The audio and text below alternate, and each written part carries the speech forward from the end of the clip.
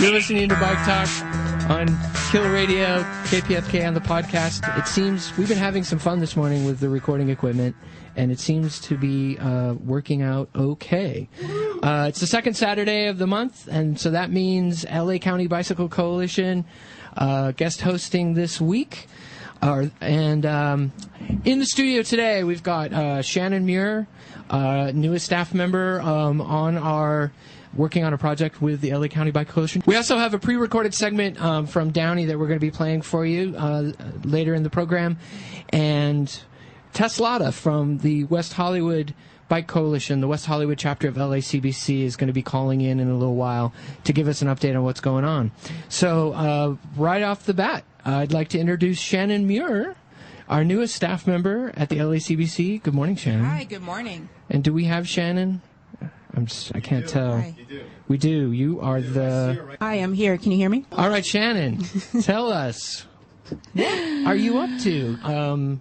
There's this thing called Active Streets. There is this thing called Active Streets. And so the program that I'm working on is Active Streets LA, and it is an initiative designed to help residents of South LA communities design their streets and, you know, decide what treatments are appropriate for ideal biking and walking.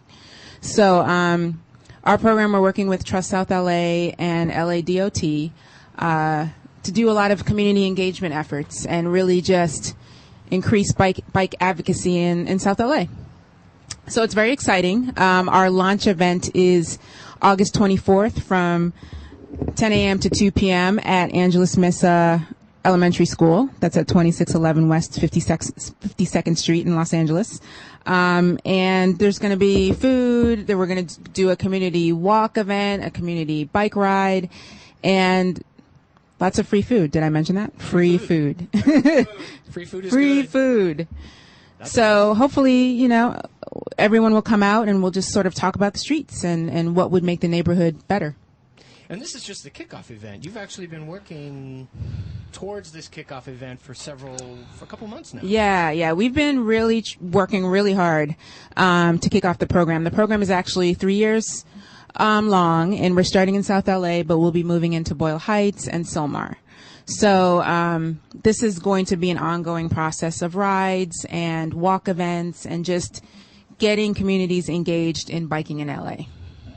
That sounds fantastic. It sounds great. It's a lot of fun. And this is, just to clarify, in case people are wondering, this is part of a project that's funded by a grant from the LA County Department of Public Health, correct? Correct. Yeah, we love the county the county Department of Public Health. They did fund us through a HEAL grant. That is also through the Centers for Disease Control. So we're excited to also have them as a partner. They actually work very closely with us. They're at every meeting and involved in every event. So it's a really great partnership. Absolutely. Mm-hmm. We do love them. And so you mentioned this is a 3-year project? Yeah, it's a 3-year project. So you're just getting started. We're just getting started, and it is a lot of work, but a lot of fun work. Basically, we're trying to lay the groundwork for LADOT as they're trying to implement the bike plan on the neighborhood streets. So we're trying to come up with a community engagement process that they can use after the grant period is up, and hopefully we'll make the implementation process a little quicker because I know that, it always takes such a long time to get anything on the bike plan implemented. So we want to help with that process. So it's going to streamline that BPID process. Yes. That some people might be familiar with. Yes. The bicycle plan implementation. What's the T stand for? I forget. You know, I don't know. I never know. Yeah, it is. So, I'm sorry. That's James T. Kirk. I'm confusing my vast Star Trek knowledge with bike knowledge. Sorry about that. We're lucky to have that Star Trek knowledge, though, I have to say. So what would you say has been thus far, because you've been I know you've been working you've been working towards this event. What the process thus far has been, making the connections that you need to make. What's been what would you summarize as maybe one of your biggest challenges so far? Putting you on the spot. I know, right? Yeah, that's a big question. It doesn't have to be controversial. Yeah, no, and there's really no controversy. I've had to do a lot of relationship building. Introducing myself, getting people familiar with. Right here, you're introducing yourself. I know, to the whole Kill Radio crowd. So that's been sort of the biggest issue, is just for me, just building relationship and just getting LACBC's name out there as well, and hopefully branding us in the community. So that's been a little bit of a challenge. That is very cool. Sure. Yes, you have a question. So in the past, let's just be honest, South Central is sort of avoided, or just not, I don't mean like consciously avoided, but it's like the Valley. Nobody remembers the Valley or anything unless you have to go out there. And in fact, the LACBC and Metro were the first ones to actually make maps, because I don't think nobody even knew how to get out there. I think they just said, well, you got to take the freeway. And you go, but if I'm on a bike, how do I get out there? I don't know. Is there a bike path out there? Well, the LACBC has done some great work on their Saturday programs, riding out in the Valley. And in fact, they did one where they rode the new bike lanes out there, not Canoga, but what was the street? Figueroa, probably. Yeah, no. Figueroa, Lancashire. We made a whole ride Lancashire. Right, and so they did the Orange Line at one point and everything. I'm wondering, are they doing similar things? Because, believe it or not, I'm one of the rare people here in the room that's ridden the Compton Creek bike path. And everybody looks at me like, what? We rode it in the dark and got no flats. And we went back and rode it about 3 weeks later in the light, and we got like 20 flats. People are dumping stuff. I'm wondering, has that improved? And has, just in general, have things improved with just sort of visual kind of, or you're looking towards getting more people riding bikes in South Central, obviously? Yeah, I mean, I'll start with the fact that our bike ridership in South Central is very much more functional than recreational. Yes, exactly. So just understanding that we do have a lot of riders in South Central, but they're riding to work and school as opposed to just going out for a bike ride. But I mean, that's what I'm here, and this program is designed to do, is to call attention to those spaces in South Central that are also on the bike plan that we can make better for riding, and then also getting awareness, getting the community engaged to tell us different streets, different areas where we can make improvements. So that is also a big part of the process. The next huge thing that's coming besides the MLK bike lanes, and I don't know if you guys know about the MLK bike lanes. Tell us a little bit about it. So now's the perfect time. Yeah. So DOT would like to put bike lanes from Figueroa to where's the end point? I'm not sure. I want to say it's dead end from Crenshaw to Figueroa, I believe. The doors. Yeah. Exactly. The doors. No, but see, that's the point. I mean, people are still getting used to the fact that Martin Luther King Boulevard used to be called Santa Barbara, and I always mention that to people. Interesting. I never knew that. And they go, "Oh, you mean Santa Barbara?" And I'm going, "No, Martin Luther King Boulevard." Yeah. And I mean, didn't actually know that. These are the same people that yell. Appreciate it. No, that's good information. I never knew that. That's because I'm still using a Thomas guide from 1974 or something or something. But Really? but see, no. But those are the issues. It's like you're arguing, and we're having the same problem in Northeast Los Angeles with the idea it's just paint. But so many people are thinking that it's a communist conspiracy, bike lanes. Are you getting the same kind of like?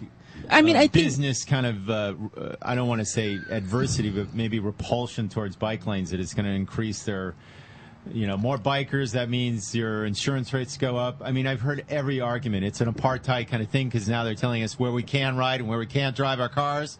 Yeah. No, I mean, I think there was some initial concern, especially because there's some parking that needs to be removed between Crenshaw and Figueroa on MLK. But I think through the community engagement process, which Trust South LA and CHC have been really on top of, everybody's sort of been educated, and the community, the neighborhood councils have come around. So now the next step is for the money to be found and for the politicians to come on board. And then hopefully we can get that striped. But I think to speak specifically to the concerns of people who see bike lanes coming into their community, and at the end of the day, it really is it's a subconscious safety issue, right? I think that people don't want to hurt a cyclist. And so if you're in the road in any way, there's a potential for danger. And subconsciously, I feel like a lot of the resistance is sort of based in that. Because, everyone knows somebody who rides bikes, whether it's their kids, their grandkids, their neighbors' children, or their neighbors. But at the end of the day, it's just fear. It's fear of harming people and not being able to control a vehicle on the road next to a bike. So, or being unfamiliar even. Or even being unfamiliar. And then, I think that our work is really about addressing the safety and the fear issue, and coming up with arguments to support that. So, that's a lot of what I'm doing in South LA, and just generally, as a LACBC staff member. So it sounds like progress has been made in a very positive direction with that MLK project. It's really, at this point, it's just a matter of funding? It's a matter of the, yes, it's always, nothing, at the end of the day, it's always about implementation, isn't it? Yeah. It's always about the community seems to be behind it. Now we're hopefully to get the politicians behind it. And then now we have to find the money. So hopefully that all comes together. I don't know what the timetable is for that. And then the next big push may be Central Ave. DOT is starting to look into doing some bike lanes on Central Ave. So that's just the very beginning of the process. Okay. Now, you mentioned Trust South LA and CHC, and maybe we should take a quick second to explain who they are. Sure. For anybody who's maybe not familiar. Yeah. So you could tell us a little bit about who is Trust South LA and what does CHC stand for? Yeah, Community Health Councils does a lot of work, and Trust South LA, they both do a lot of work in South LA around health issues, mobility issues. Trust South LA has historically done a lot of work around affordable housing, and recently has moved into the mobility space. The same with CHC. They do all broad health issues for communities in South LA. So they are very much in touch with the community, have been a part of these communities, and they're just wonderful partners as we both sort of work on the mobility issues in that space. Got it. So the model here is to partner with organizations that are already very active in the community. Absolutely. And by doing so, we're also sort of setting an example for DOT to do the same thing Absolutely. in the future, right? Yes, that is exactly the model. That's what this is all about. That's what this is all about. Okay. Exactly. So there's also, I know you've also been working on speaking of models, you've been working on a toolbox, which is also part of this whole process. Maybe Correct. you could tell the folks a little bit about that. Sure. So we're getting a little wonky nerdy now. Yeah, I know. We're going to go into planner space. Sorry, everyone. But we are, one of the deliverables under this project is a actual toolkit, which is a manual of the different street treatments that you can have on a street. And just for your basic everyday community members, such as myself, I wouldn't know the difference between a roundabout, a diverter, special enhanced crosswalks, all that crazy stuff that you hear. So what we want to do is put together a toolkit of information that makes it really easy for community members to understand what we're talking about when we go to their communities and ask them what treatments they need. Got it. So that's sort of also what we're working on under this program. I see. Yeah. So we're creating this toolbox that regular folks can use, and then we're also establishing, as part of this manual, sort of establishing the process by which Absolutely. to present this toolbox to the community with an eye towards implementing projects and finding out. My understanding, correct me if I'm wrong, Sure. my understanding is that what we're looking for is to get feedback from the community about projects that they want and that they see are viable. And there is a potential for them to say, you know what, this one project you have in the plan is no good. That street is not a good place to do this. We think it should go over here. Absolutely. And we're expecting that. Yeah, we totally expect community members to say, nope, that doesn't work. There's too much happening on that street. The cyclists in our community don't even use that street. So why would we go ahead and do anything on that street? So we are fully open. LADOT is open. We just really want to do what the community wants. Got it. Yeah. So far, though, we're seeing support for the MLK project. The Central project is kind of just getting going. Just getting going. Very beginning stages. Too soon to tell for sure about that yet. But fingers crossed. Fingers crossed. And if it doesn't work, if it turns out that's not the right option, then there might be some alternate close by. Absolutely. Okay. Yes. Wow. All right. There's a lot going on in South LA, so come to our event on August 24th. Yes, August 24th. Getting back to that. Yeah. August 24th, and again, where is this event? It's a Saturday, right? Yes, it's Saturday, August 24th. It's at Angeles Mesa Elementary School, which is on which is at 2611 West 52nd Street. And we're gonna do some bike rides, some walking. There'll be kids events, some hula hooping. Hoop It Up will be there if anybody's familiar with Hoop It Up. Oh. And there will be free food. So you should come for the food. Free food. At the very least, come get some free food. And of course, all the information about this will be posted on the LACBC website, la-bike.org. Absolutely. It's not currently there, I don't think. It was in the newsletter, though. Yes, it's in the newsletter. It's on our Facebook page. It's on our Facebook. So if friend the Los Angeles County Bicycle Coalition. Yes, be our friend. You'll find it in the events section of the Facebook page. And then I know you can get the newsletter on the website, too. If you go to the website, over on the right, there's a little sort of menu selection area. So, well, terrific. Shannon, thank you so much for coming in this morning. Thank you for having me. And giving us a quick update on the work that you're doing and getting us all excited for this event on the 24th. Free food. Did we say that? Free food. Free food. Anything else you want to add? No, I mean, I just encourage, everyone who's listening to try some riding in in South LA. I mean, not only does LACBC do biking events in South LA, but we have lots of bike clubs. Oh, yeah, maybe we should mention those. They're like East Side Riders do some well. regular rides on Saturdays, as well as Los Riders. That would be Carlos, right? For East Side or Los Riders? East Side is John Jones. Los Riders is JP. Yes, okay. yes. I'm thinking of. Who are you thinking of? Carlos from some East Side in Easter. That's the other East Side rider. Yeah, there's two East Side riders, right? Everybody's claiming East. Yeah. These days. Yeah. I guess. Yeah. So different East Side riders. Keep going. So. We're all like looking at you going, huh? I know the real riders. They get out there. The with real all riders their, as well. They do chrome bikes, wonderful bikes. Absolutely. Yeah, absolutely. They've come out and actually sponsored a couple events. I was at one where they had an Earth Day event, and they were there and they supported it, and we were giving away little pumps and patch kits and stuff. Cool. I wasn't giving away. The LACBC and Metro gave them to give away, and fantastic. Little thing. But it's not just about Earth Day. It's like I'm of the belief, as I'm sure some of you here, that Earth Day is every day. Yeah. And we can be conscious of the fact that we're reducing our carbon input by not. I'm feeling so warm and fuzzy right now. I'm going to hit you. I want to tell anyway, you bring up who else is riding there. The Midnight Riders did a ride last night, Did you go on that ride? No, I think I saw it on Facebook though. Yeah, I saw some. Yeah, that's almost like being on the ride, going on Facebook.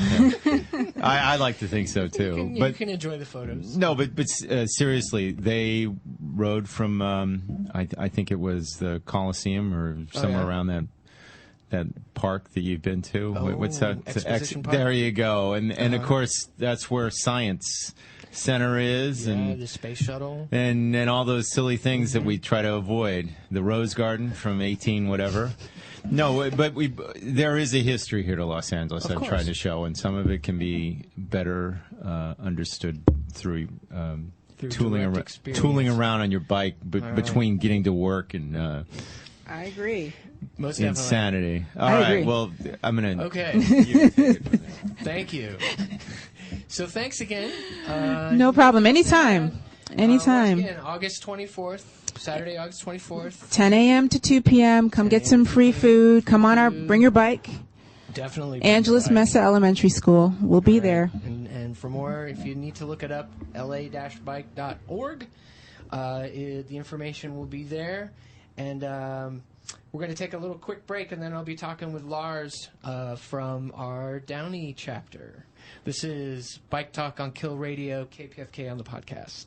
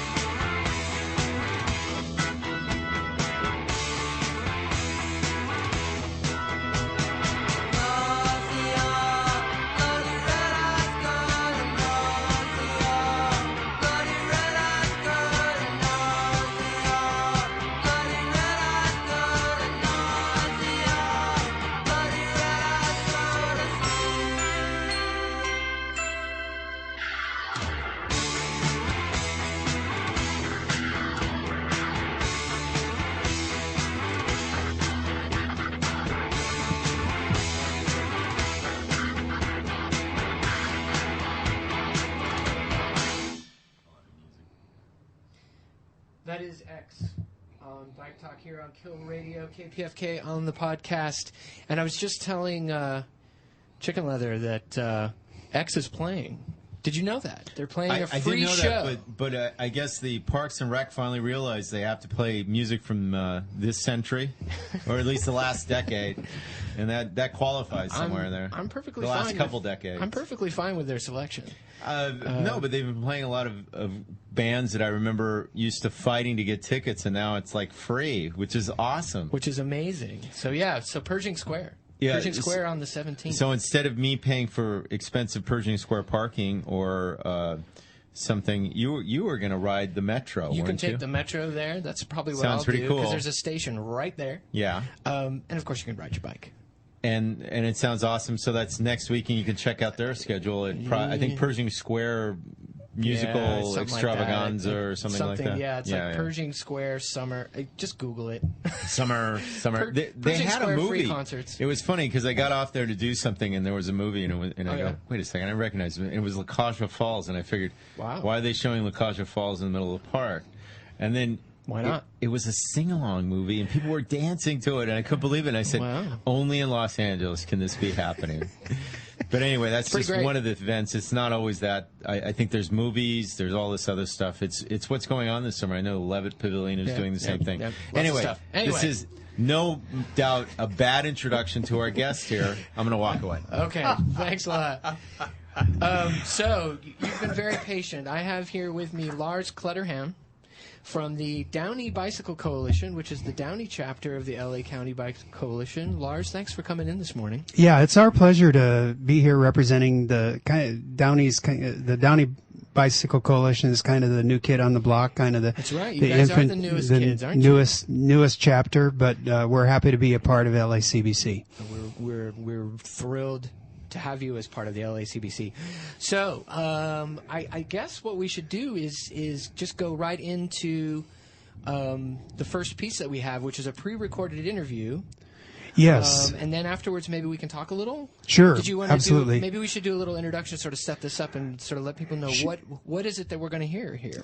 Well, this is an interview between our chair, Roger Pardo, who's also an intern for the LACBC, and our current Downey mayor, Mario Guerra, who's been a city council member closing in on the end of his second term. And it's a really interesting interview having to do with a number of activities that Downey is involved with through his leadership. And there's a lot of bicycle talk in it. So that said, it was recorded a little over a month ago in anticipation of this program last month, and we're going to give it a shot again today. All right, here we go. Good morning. Thanks for joining us here on Bike Talk Radio. My name is Roger Pardo, here with the Downey Bicycle Coalition, and I'm lucky to be sitting with Mayor Guerra of the city of Downey. Good morning, I'm Roger. Thank you for having me on. Yeah, no problem. So, Mayor, we're here to talk about Downey, how your push recently to make the city healthier, and how you think Downey could be a bike-friendly city in the future. So, just to get things rolling, you've been in council now for about 6 years, you say? Correct. So what made this year the year that you decided to begin the Healthy Downey campaign? What was that push? Well, I decided last year when my oldest daughter was, we were able to marry her off, if you will. And I realized then, too, that I needed to make some changes in my life from a physical standpoint, overweight, obese. And in looking at the research then, it seems that we have an obesity problem, we have a diabetes problem, we have some health issues here in Southeast Los Angeles County. Our city is 71% Latino, and we have a higher propensity for those type of things, too. So I figured that I needed to do something myself, and why not research and why not look into the platform that we can use for a city-wide coalition and make some changes for the wellness of our community. So how did you go about developing the program within the city? Who did you contact? Was it easy to find partners to join on this, or what were some struggles that you found in in developing the campaign, or was it pretty easy breezy? Well, the good part is that we have some great people in our city. The good part is that we already knew the need, many other partners that we have. And I basically reached out to many community organizations and community health-oriented organizations to figure out what we can, how to go about this. I brought our staff, our council on board, and thank goodness our Healthy Downey Partners was established. And what a mix we have from the school district. Obviously, we had to educate our youth. From our Chamber of Commerce to get business on board. Apple Care Medical, Los Angeles County Public Health. We have the family health clinics of Greater Los Angeles, our awesome Rancho Los Amigos Hospital. We have the United States Army came on board. They realized they had some issues health-wise they wanted to coordinate. And then, of course, the YMCA. We had organizations like Kaiser that are leaders in health wellness. And then also the Downey Bike Coalition came on board, and we're very happy with that relationship. Large companies like Coca-Cola. And you think sometimes with Coca-Cola, they have 47% of their products are low and no. So that's what's established. We started meeting, getting together. What can we do? How do we educate? What's our mission goals? What's our statement? And it took off from there. Nice. So what are some early successes that you think have really hit home and really been able to send that message home to the community so far? And what do you think is coming up? Well, the early successes are just the growth of walking and education towards wellness. I established Walking Wednesdays with the mayor, where the citizens can come out, and we promoted it on there, come out and not only walk with me for an hour, but also ask the mayor questions. And after the end of the hour, we have trivia, Downey trivia, local trivia, and we give away wellness items. And so that was a great early success that continues to this day. Just had it last night, right before the concerts in the park. We've had several 5K walks already. We had a bike to school day. That was great, and then the Downey Bike Coalition really helped promote that, or actually took the reins and ran that. We're working together with the YMCA. We had an early grant from Kaiser that was able to establish some of the funding to be able to get, because everything happens in government, you always look for funding. Right. So they were great, and Kaiser gave us a fund, a grant to be able to establish some of these things. So we've had some really early successes. We passed an ordinance by the City Council establishing the vision goals and the wellness and the ordinance in our community. So it's off and running. It's working. That's great. And you mentioned your Walking Wednesdays. You really do seem to be a big proponent of, getting there and being active. Not just, obviously there's the healthy eating and being aware of what you eat part, but you definitely are selling the, getting out, walk around, ride your bike. I mean, you ride your bike just about everywhere in the city, correct? Correct, absolutely. I park it here in the mayor's spot, and it's a visual thing. As a matter of fact, at the beginning when I rode my bike, sometimes without my helmet, and I started getting emails, Mr. Mayor, it's great that you're out there riding, but you need to wear your helmet. And so I heard it loud and clear. Obviously, it's a visible presence. From our community, we have to put ourselves out there. We have to lead by example, and that was a great way to do that. Also, I weigh myself at every council meeting, and literally put myself out there. I've lost 67 pounds since I was being sworn in as mayor. And the good thing that I'm doing is by moderation, and we need to educate people, including myself. But the American Heart Association, American Medical Association tell you the statistics are all there.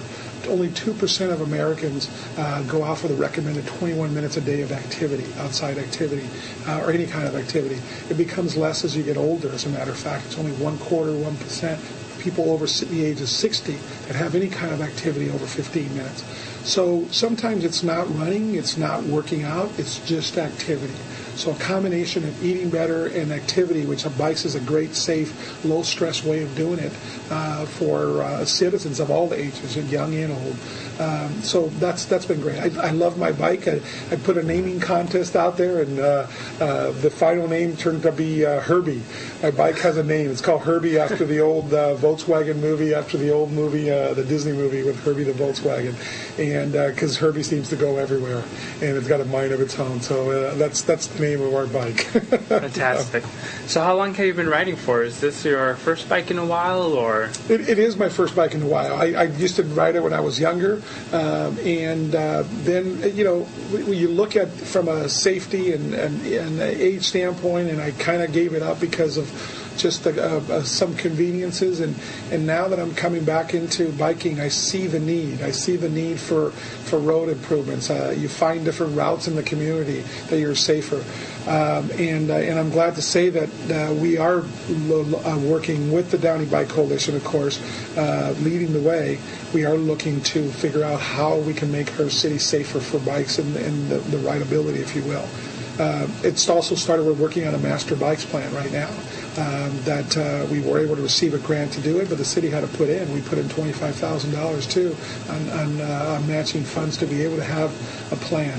So what is the safest? What is the best? How do we do this? How do we make our community more bike friendly? Fantastic. So what are some of the challenges you see that, or dangers that you see on the streets of Downey for bicyclists, or what are some of the ways that you get around it? Well, the education component, I can't stress that enough, both from a driver standpoint and a bicyclist standpoint. I think just how to get around and what is the best way, and what are the laws, and what are the rights of bicyclists, and how do we interact with vehicles, obviously, with four-wheel vehicles. But how I get around it is I found different routes off the main streets, off the bigger streets on there. And again, that comes back to another educational component. So working together, and I think we're just at the genesis of making our community bike friendly and bike education wise. So we're getting there, but you find your niches and you find your ways to make it safer for yourself and others. Yeah, it's definitely the way to do it. So some exciting news on your front as of recent. I believe last week or a week ago, you did announce that you were running for Senate District? Yes. Senate? Yes. Last week we announced our candidacy. I will be running for the state Senate. It's an open seat next year. And I feel that it involves 12 cities here in southeast Los Angeles County and a couple cities in West Orange County. I feel that some of the achievements that we've accomplished here in this Downey and surrounding areas that I've helped lead the way, I think those are things that we need to bring to the region. We need to bring ethics to Sacramento. We need to bring values to Sacramento. We need to bring business friendliness to Sacramento. I am, this next week, God willing, I will be sworn in, elected as president of Independent Cities Association, which represents about 7.5 million people in Los Angeles County, in 53 cities in Los Angeles County. So I've seen the regional aspect of it. I've seen the issues that we have as local municipalities with the state taking away and unfunded mandates to local government, which is really who builds the streets, who enforces things, who actually helps the crime prevention, who actually puts out fires, who actually makes bike lanes and works together on that. So I need to bring the local approach up to Sacramento. And I'm real proud to announce my candidacy. I've had so much bipartisan support that it's been unbelievable. It's been overwhelming, and I'm looking forward to representing California in the Senate. It's fantastic. So you mentioned you're going to be sworn in as president for Independent Cities, and of course the 32nd district campaign. So how do you see, regional connectivity in terms of active transportation and other issues that you really want to address? Well, that's a great question, because there's a lot of things that, some of it comes with the experience, and some of it comes with being willing to open and listen, be open and listen. I've served on the Transportation Committee for Southern California Association of Governments now for many years, and I've seen the issues, I've seen the problems, and connectivity is exactly one of the big issues that we have in our communities. There's several cities around us that have done a great job of bike lanes and just making it open and friendly for riding bikes, and we need to connect that from a regional standpoint. We have some of the riverbeds, which are great for long distance and so forth, but from a street level, I think that we've come a long ways in some of the local cities, but we're still a long ways away. And yes, my openness and to be able to share that and to work on those issues is part of what I think I bring to Sacramento. Very excited to hear that. So, as I'm sure you're well aware of, Ciclovia has happened 3 times this year so far in Los Angeles, And recently, Metro stated that they would be providing some funds to have ciclovia all over LA County as opposed to simply LA proper. What are your thoughts on that, and how excited do you think? Oh, I think that's great. I'm looking forward to it. I talked to you briefly about I want Downey to be part of it. I want to have a mini one in Downey coming up in the next couple months, and then also connect here to Southeast Los Angeles County. Again, the more we can promote this, the more people can see the benefits of riding bikes. The more people will understand, and we can get our youth involved. Just riding bikes to school. You and I were involved in that, and when we saw that, we saw the challenges ahead. Okay, just because the school parents on the other end are not used to seeing bikes that groups, so we need to educate and make it safer for our kids. So a parent such as myself on their kid feels comfortable in letting our kids ride their bikes to school. But we've come a long ways. But this would be exciting. Again, the more we can enhance and promote this, and the more people can see the benefits. There's so many benefits. Yes, from the ergonomic standpoint and from the ecology standpoint, the carbon footprints and so forth. But you got the health benefits, and you got the enjoyment of who we are as a society on it, just being out there. There's 15 different pros and very little cons for riding a bike. Yeah, you truly definitely get to experience the city in a completely different way. You did hit a big point right now about getting parents sold on the idea of biking. I had during Bike to School Day, there were several kids that came up to me and were like, yeah, I'm riding my bike today, but probably never again because my parents only let me do it today because it was Bike to School Day. How do you see us, reaching out to parents and making them feel comfortable, especially since a lot of the streets along schools in Downey tend to be highly congested with vehicles in the mornings? Right. That's the challenge. That is the challenge that we have. And just like walking to school, it's a different generation. The generation where I grew up on there was you rode your bike to school and you walked to school. That was just accepted, and this is a societal problem because of crime, because of everything else that comes with it on there, just the traffic congestion. So it is an educational process on both sides, and I think our schools are doing a good job, or trying to do a good job, working towards that. And they were open to, obviously, the bike day, and we're working on walk to school days and so forth. But I don't have any clear-cut answers. I just know that it is a problem that we need to address. If we really want this movement to continue, and if we really want to educate our kids, we need to do something. Parents need to feel safe in letting their kids ride their bikes to school and or walking too. And I think it just comes at a different time. My son, when he wanted to ride his bike a year and a half ago to school, and on the Sunday before, my wife was against it. She didn't feel safe on there, but I said, you know what? I did it. We did it on there. Let's give this a shot. And the Sunday before, I rode with him to school just to get it. And you know what? I was amazed. He did not know how to change the crossing guards and so forth, and how to turn on the light and then walking across. He just didn't know. And when I look back that afternoon, I'm like, well, how was he supposed to know? He had never done it before. And if you get dropped off at school every day for your entire life, how are you supposed to know how to work the lights in the corner? Right. And what you're supposed to do, get off the bike, walk it across, and so forth. So that was an education for me. So the more we experience with it, the more we engage in it, the more we learn ourselves, and we know what the issues and the problems are. And you've done a great job, and the Downey Bike Coalition has just done a great job of educating our youth here. Yeah, well, we're definitely looking forward to working together. I think in later this summer, we're working with the National Night Out here at the Civic Center, and we'll be having a workshop for children to come and learn the basics for riding their bikes on the street. So it's definitely something we're aiming to continue. Mayor Guerra, what else do you see as something that you would like the Bike Coalition to take on to ensure that this movement keeps on going? What are some of your personal goals? Who else do you want to bring in to make this happen? Well, I think you guys are doing an amazing job. I think we've come from 0 to 60 in a very short period of time since the Downey Bike Coalition was formed. It's just active, and its presence is there. You're doing all the right things. Your bike safety, your education, promotion, enhancement. It's just exciting. I mean, and again, you were also the genesis on there in the Downey Bike Coalition for saying to myself, hey, this is another vehicle for me for the wellness of our community, and this is something else that I should explore. And that's when encouraged me to start riding my bike, and now I can't see myself not riding my bike at least every day. And I came home late the other night, and I had the need. I was busy. I left the house at 7 in the morning, got home at 9:30 at night, and I went out and I did almost 10 miles on the bike on there. It's not the safest thing to ride that way at night, and so forth. But the more I do, the more I want to do.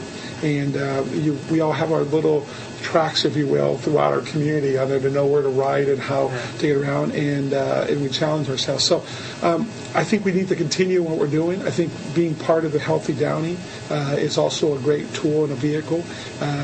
You've been at every event. The Downey Bike Coalition been at every event, including the Kids' Day. I thought that was great. You had a bicycle valet.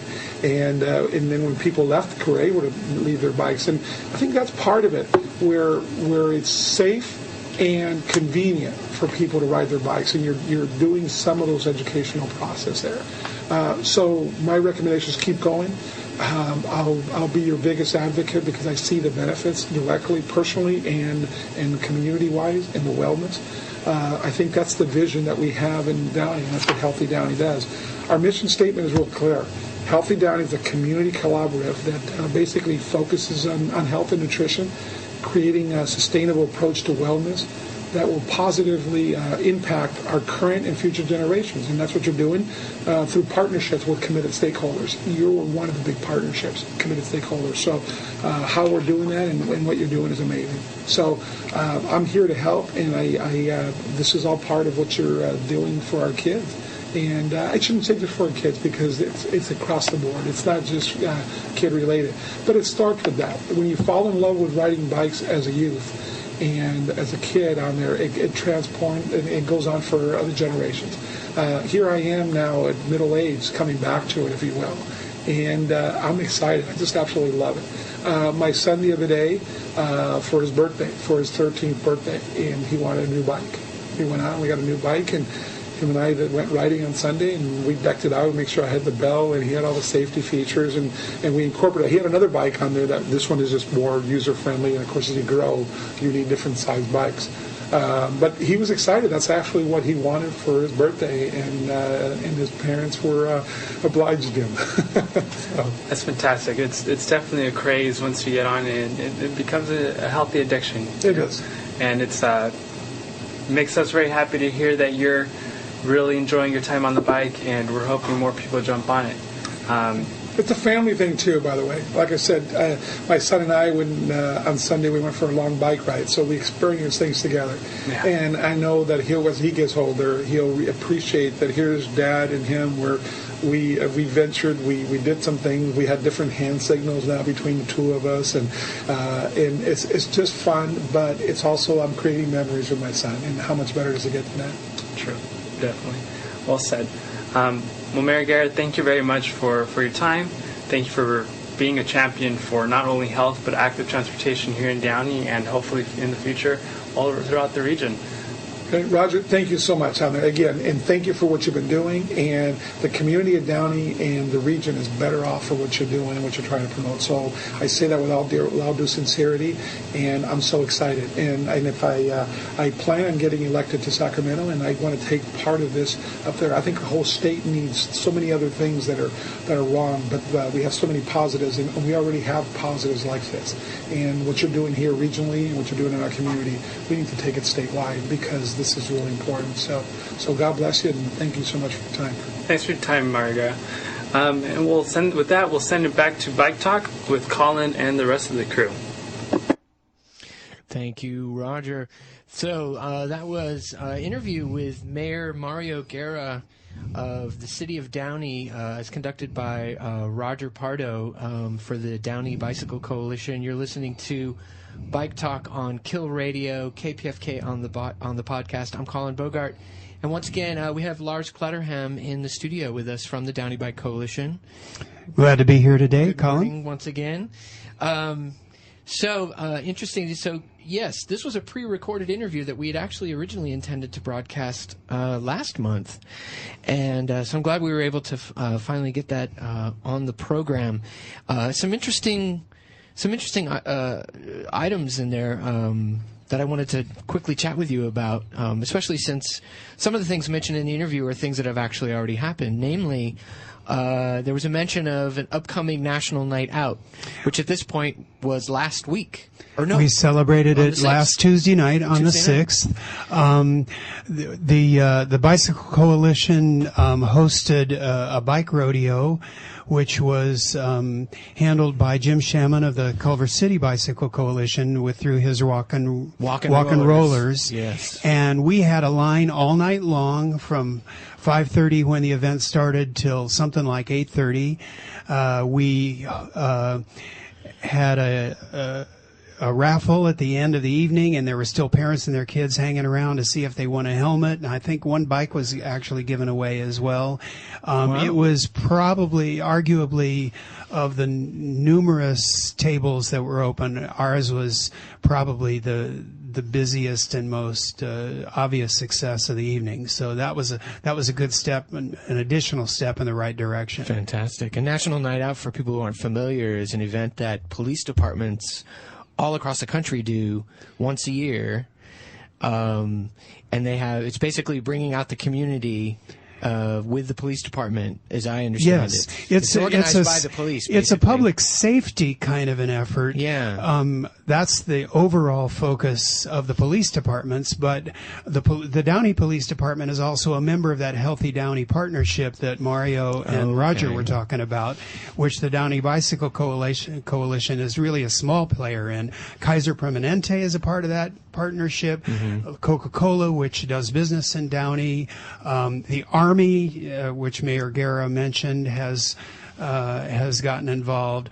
So we're able to have more impact because we're showing up at monthly meetings with this partnership, which includes not only the local city municipal hierarchy, but the police department and health organizations in the community as well. I see.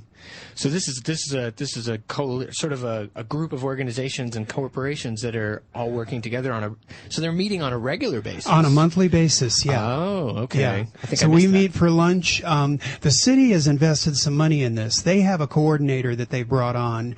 I don't know if they found outside grant funding or if they were able to fund that through the city, but there are ongoing efforts to coordinate these things, and of course, the bicycle tie-in to health is the key there. It's a natural.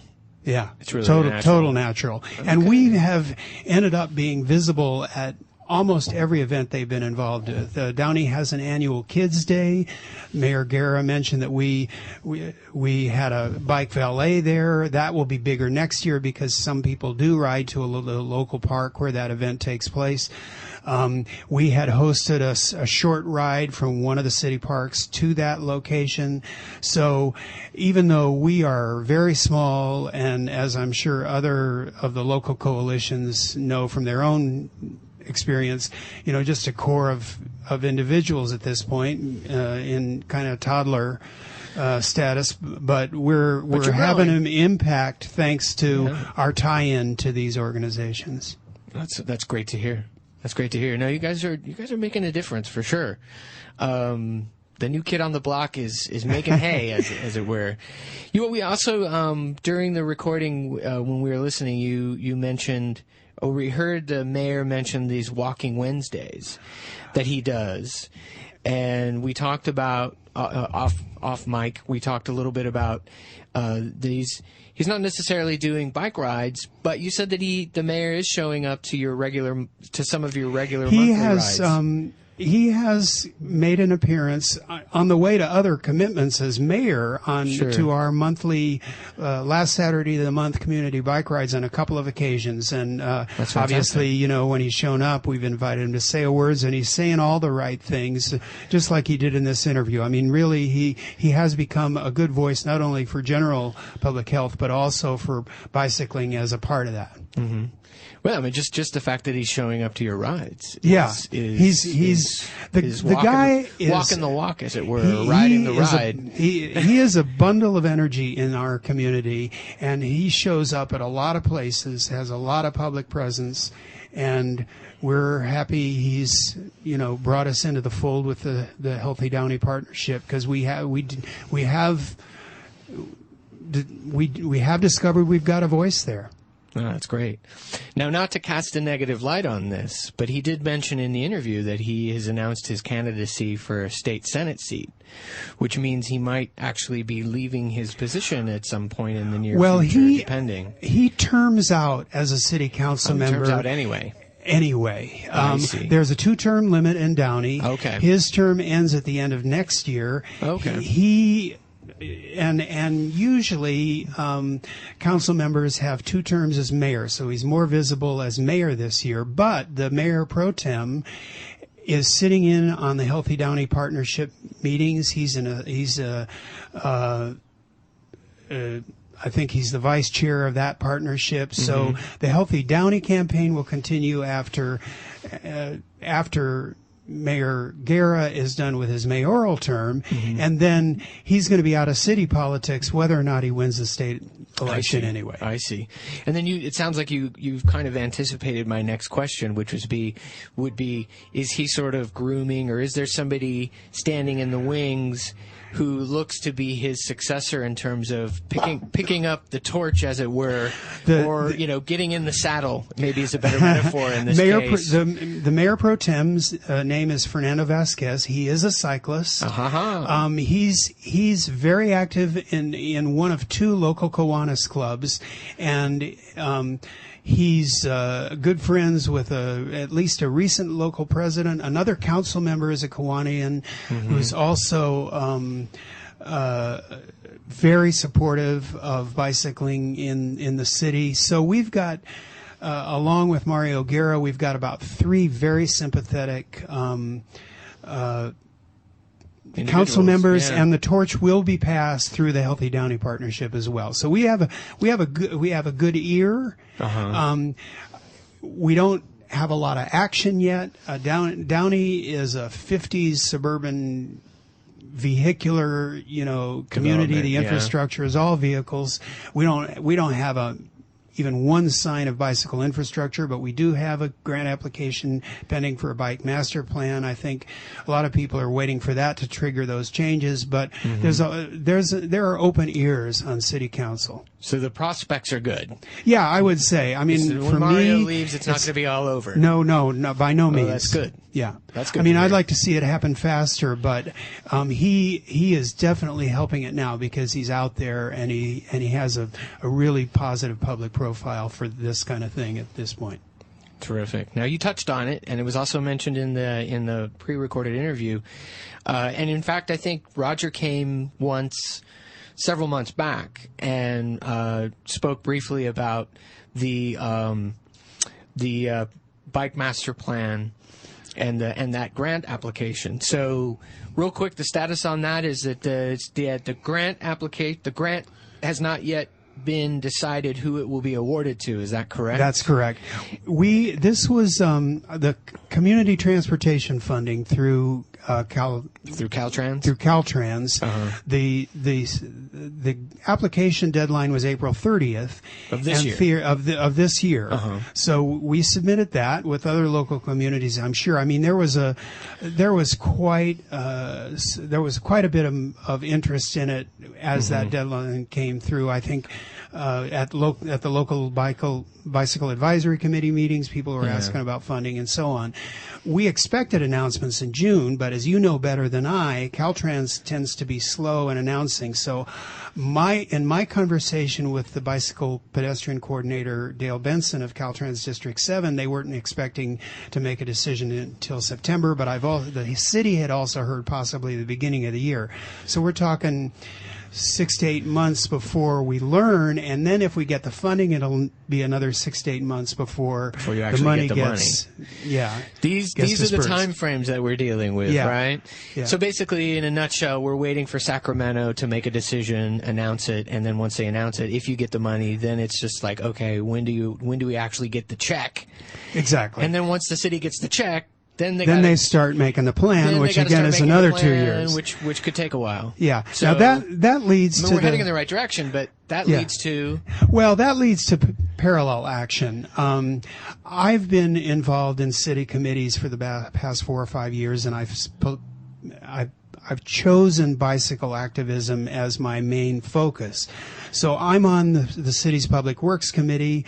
Both Roger and I, Roger was recently appointed, and I too was fairly recently reappointed to the city's Green Task Force, which has an environmental focus. So there have been, even in the local weekly paper, there have been a couple of letters to the editor recently saying, where's bike racks in our town? Where's infrastructure? I think we need a parallel effort waiting for this money to come through. I mean, what if we don't get the grant?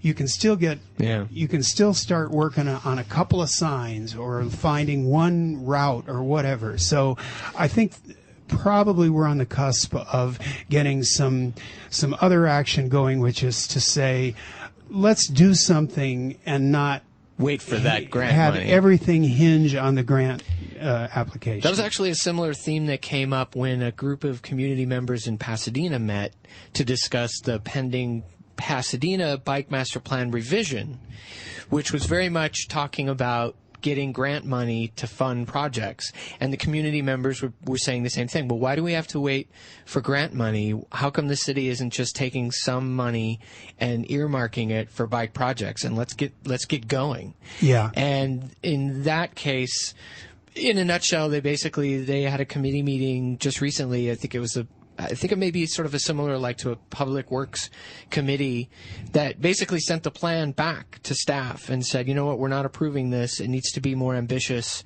And I imagine part of that more ambitious is the kinds of infrastructure they were proposing, but I think it was also possibly the discussion will be, look, it's okay, everybody's going after grant money, but at the same time, you need to dedicate some city funding to this as well. That seems to be a theme coming up in a lot of places. We're entering into that. The recession, though, put Downey in the same position as a lot of other municipalities. Downey has, through a lot of cutbacks, managed to balance its budget over the past 2 years. So there's some difficulty there. They don't just have money, hanging on trees to designate, but the fact that I was sure that Downey had money on trees. Well, maybe that was before I moved there.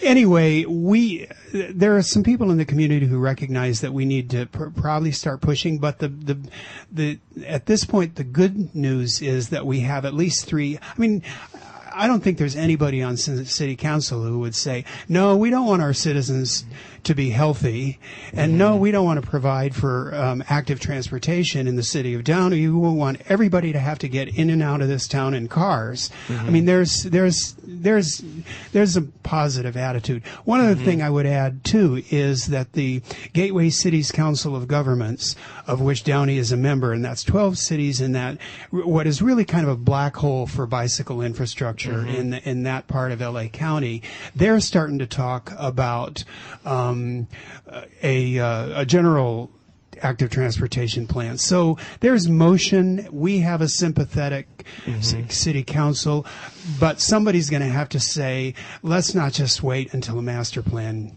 falls into place. I'm so glad you mentioned that, because I don't have the details right in front of me, but I know that there is a big a Gateway Cities COG meeting coming up. Yeah, it's August 19th. On the 19th. Yes. Do you know? I forget where it is. Do you know the location? The Gateway Cities COG has its own facility. It's in Paramount, and the address is 16401 Paramount Boulevard.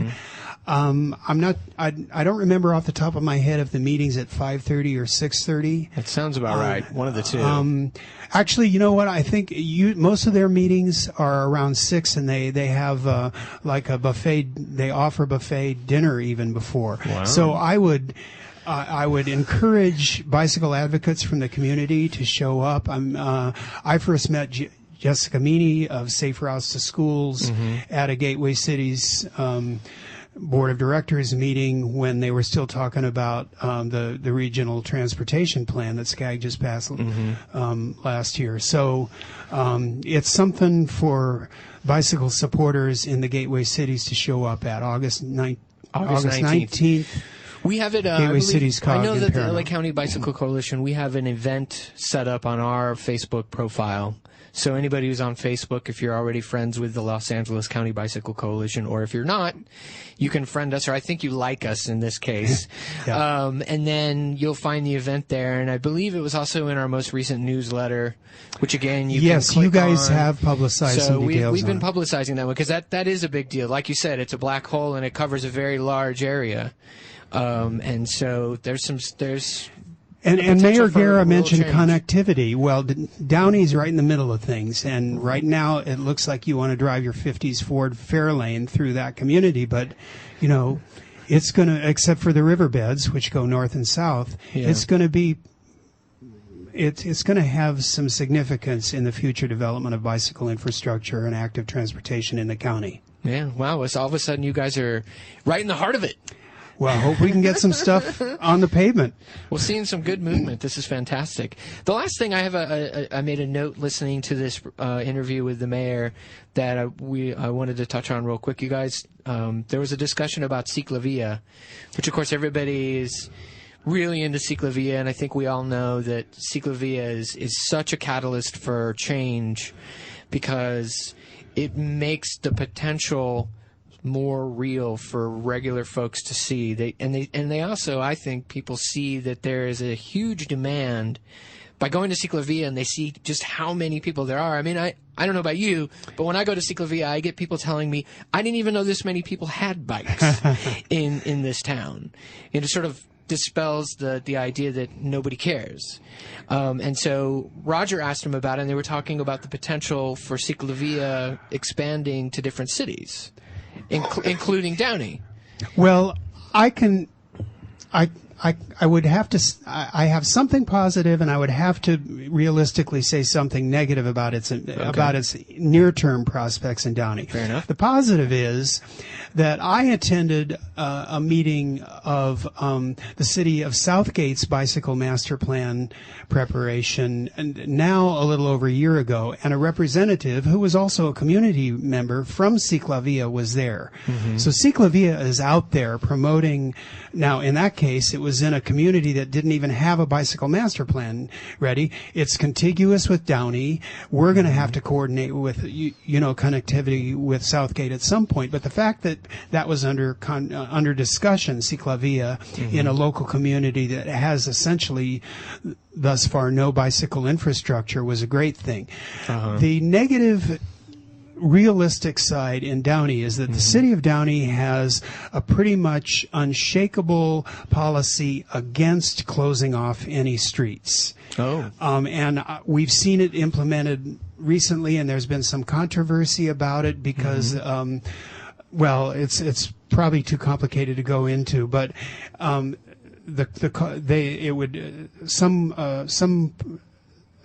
some private interest would have to come up with the funding to pay for police coverage or whatever.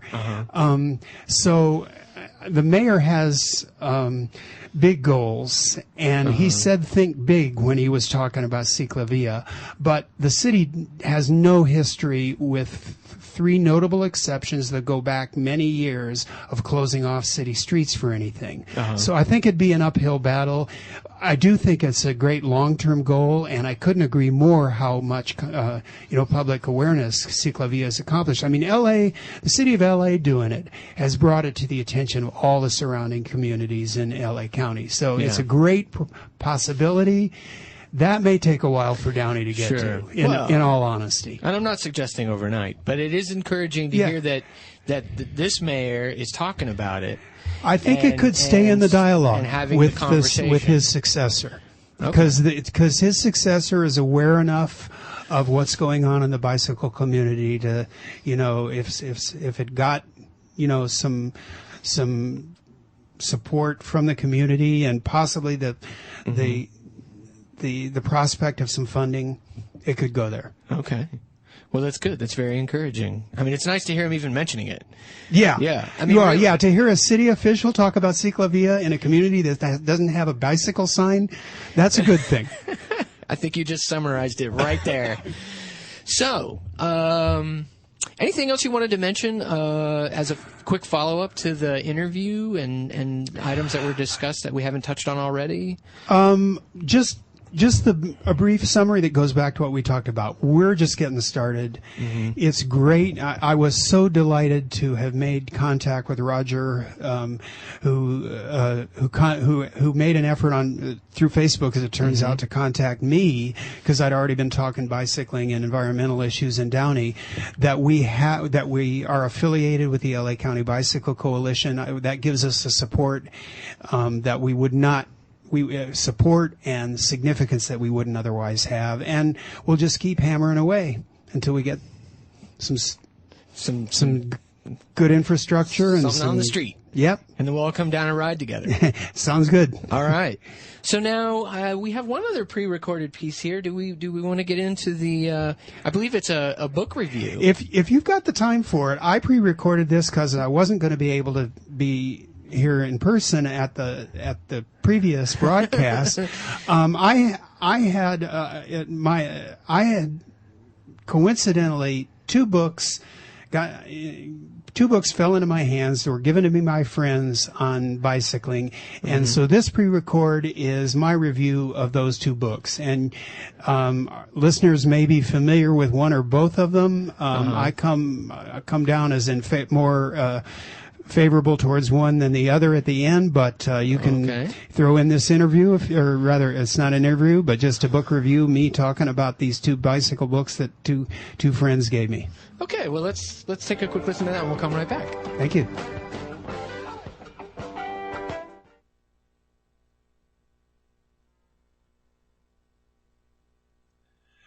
Greetings. My name is Lars Clutterham. I'm a member of the Downey Bicycle Coalition, and we're the hosts of this month's Bike Talk.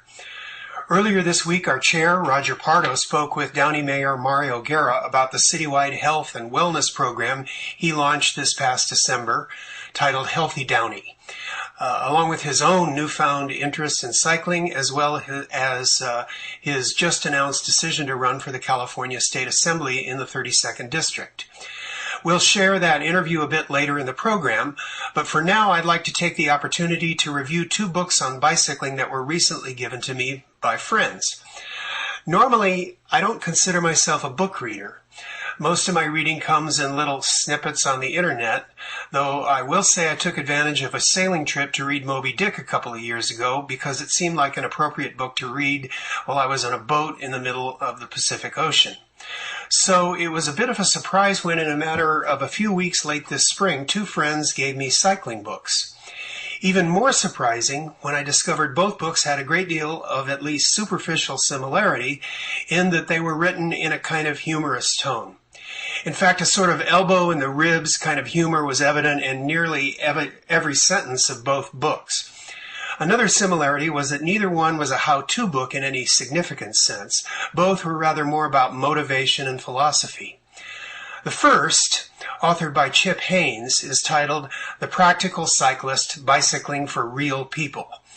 You begin to get a sense of ironic humor from the title itself. One of the promotional quotes describes the author as, quote, Andy Rooney meets Jerry Seinfeld meets Gandhi meets your favorite science teacher all on two wheels, unquote. Much of the book is very general, including, for example, descriptions of various types of bikes and other broad-ranging bike topics such as different types of gearing or how to choose a route so you're riding into the wind on the way out. In one or two places, the author, who refers to himself occasionally as Uncle Chippy, does get down to specifics, including this excerpt from chapter 6 of 10 chapters, which is entitled How to Ride a Bike and How Not to. And the author says, and I quote, "Now it's time for more of Uncle Chippy's wacky math. Lesson number 2, how to get your bike seat the right height. I promise this won't be as involved as the gearing thing. This is any quick measurement, simple multiplication, and off you go. Step 1, measure your leg. Not just the inseam number on the back of your pants, but your whole leg from the ground under the shoes you plan to ride in all the way up to your previously mentioned private life. The whole thing. Got it? Good. Step 2. Now take that whole leg measurement and multiply it by 104%, or 1.04, your choice. The resulting number is the distance you want from the top of one of your pedals at the bottom of its stroke to the top center of the seat. That is your seat height. Now, I have to tell you this. The first time you get on a bike setup like this, it might feel insanely clown on a unicycle high. Not to worry. Make sure you keep that multiplied leg measurement handy and lower the seat to what you feel is comfortable, but understand that you want to extend your legs almost totally as you pedal. And bend your legs the least amount possible. Your knees will thank you. You can always ride the bike for a week or so like this, then raise the seat slightly. Ride that for some time, then raise it again. Over time, that 104% measurement that felt so very high at first will feel just right. Trust your Uncle Chippy on this one." Unquote. So the second book, whose author calls himself Bike Snob NYC on the book's cover, is titled The Enlightened Cyclist, Commuter Angst, Dangerous Drivers, and Other Obstacles on the Path to Two-Wheeled Transcendence. That title definitely hints at the book's tone, and some of you may already be familiar with the author, whose name in real life is Eben Weiss, since he's written 2 other books on bicycling and hosts his own internet blog, as does Chip Haynes, the author of the first book. Bike Snob NYC takes a decidedly irreverent, sometimes salacious, and often specifically Jewish point of view of the topic of bicycling, to the point that he models his entire book on the first 5 books of the Old Testament and calls cyclists the chosen commuters. His chapter titles also hint at this humorous tone that pervades the entire book. For example, and I'm going to go ahead and read the whole table of contents because it's pretty witty. The introduction is titled Commuting by Bicycle and the Indignity Thereof. Book 1, In the Beginning There Was Irritation. And a couple of subtitles, The Worst Day I Ever Had and Why It Gave Me Faith in Humanity. Why Commuting is the Portal and the Bicycle is the Tool. Who We Are, How We Got This Way, and How to Get Where We Need to Be. What's called Book 2 that he says, he titles Leviticus Now, and subtitles Annoying Cyclist Behavior, and then Annoying Driver on Cyclist Behavior, and third, Annoying Cyclist on Driver Behavior. Book 3 he titles Let Our People Go. Subtitles The Backlash Against Cycling, How Cycling is Sold, What Are We Fighting For, and Why People Don't Ride. And then book 4 he titles Transcendence, The Alchemy of the Mundane and Confess. Now, I'd like to read 2 other excerpts about as serious as the book gets to give you a sense of its tone and perspective. This excerpt is from the chapter titled Bicycles versus Cars. In talking about this, Eben Weiss, or the Bike Snob NYC, says, quote, "But none of this has to be, and we can and should abandon this whole bikes versus car thing along with the rest of our baggage. Since neither of these vehicles is going to go extinct, it's vital for us cyclists to accept the fact that ultimately humankind is about as likely to forfeit its cars as is its computers. It is important to acknowledge this motor vehicular indelibility for 2 reasons." And he cites the 2 reasons and then says, Once we accept this, we, as the chosen commuters, can go about transcending all the transportation acrimony and creating a world in which neighbor shares the road with neighbor, and the delivery truck driver waves to the recumbent rider, and the recumbent rider fluffs his beard in gleeful greeting to the beautiful Godzilla on the Dutch bike, and she, in turn, refrains from salmoning and nearly spearing some unfortunate pedestrian with the inevitable baguette in her basket, and so forth, unquote. And then here's an excerpt from Why People Don't Ride, another chapter. He talks about why people don't ride and says, quote, and then there's cycling. The bicycle, as we know it, was invented in the late 19th century at a time in history during which working people were beginning to have something called leisure time, which they, of course, squandered by pitching tents even though they had perfectly good homes, swimming for fun instead of survival, and lifting heavy things voluntarily. For this reason, when the bicycle arrived, the leisure class went wild for it immediately and set to work exploiting its recreational capabilities, their pantaloons and handlebar mustaches fluttering majestically in the breeze. Cheap cars then arrived a few decades later, and so the pattern was set, at least in the United States, in the mind of the average person. Bikes for fun, cars for transportation. At a key moment, Americans could have decided that the bicycle was a tool or that it was a toy. They went with toy. Unquote. As you might have guessed, I'm partial to Bike Snob NYC's The Enlightened Cyclist as compared to Chip Haynes' The Practical Cyclist, which frankly I found to be a bit trite and inane at times.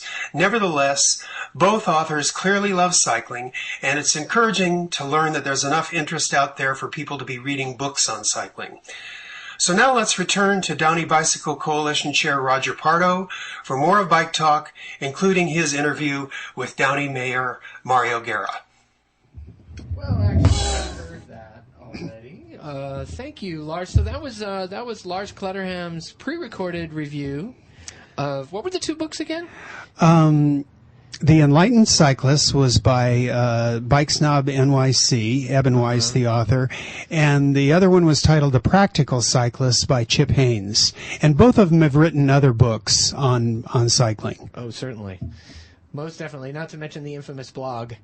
Oh, yes, Bike Snob's blog. I'm sure most of our listeners are very familiar with. So, Lars, I just wanted to come back real quick and say thank you very much for coming in and talking with us today and being patient with us with our technical issues, which the podcast listeners will know nothing about, thankfully. In closing, I just want to thank you for coming in, and we're really excited about what the Downey Bicycle Coalition is doing. And do you have any parting words? Well, it's a pleasure. Events coming up that we need to know about before you go? We will have our monthly community bike ride on the last Saturday of the month, which I think is the 31st. I think you're right. Because you were talking about the inauguration of Shannon's event on the 24th. So yeah. Our next event is our community bike ride. We had our first long ride last month. We'll return to what, for the most part, have been short family rides around the Downey community. And we're happy to be a part of the LACBC and trying to contribute to the forward progress of bicycling in LA County. And we love that. And, of course, anybody listening who, if you live in Downey, if you live or work in Downey, you can become a member of the Downey Bicycle Coalition and simultaneously be a member of the LA County Bicycle Coalition. We are a member-supported organization, and membership makes us stronger not only financially but in terms of having political clout. When we meet with elected officials, the more people we can count as being formal members of the organization, the stronger our voice is. So if you're not a member of the Downey Bicycle Coalition and you live in Downey, then you need to get on board. Yeah, glad you put in that plug. Not to mention the fact that, there's perks. You get discounts. We have a lot of bike shops all over LA County that provide discounts for members, and you get discounts at events and things like that. So, Lars, thank you very much for coming in. And Chicken Leather, you raised your hand. Yeah, I was wondering, Lars, where does this family bike ride start out at, or is it on Facebook or what? Well, we have the Downey Bicycle Coalition does have a Facebook page. You can get all the information. The starting location changes to some extent, but it's for the most part started at a city park every month, either Apollo Park or Furman Park in Downey. But thanks for asking. Yeah, we have a Facebook page. Look for Downey Bicycle Coalition, and you can get all the details. All right. Great. Thanks a lot. Thanks, Lars. Thanks guys. We're going to have Tess Lotta coming up in just a minute from the West Hollywood Bike Coalition. We're going to take a little musical break.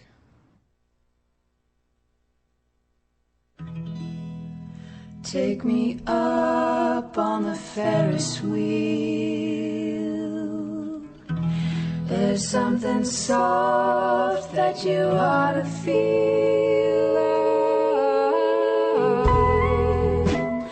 Traveling around, hold tight, I'm feeling crazy tonight. Ooh, baby, I was wrong. When I thought you should be careful to get along.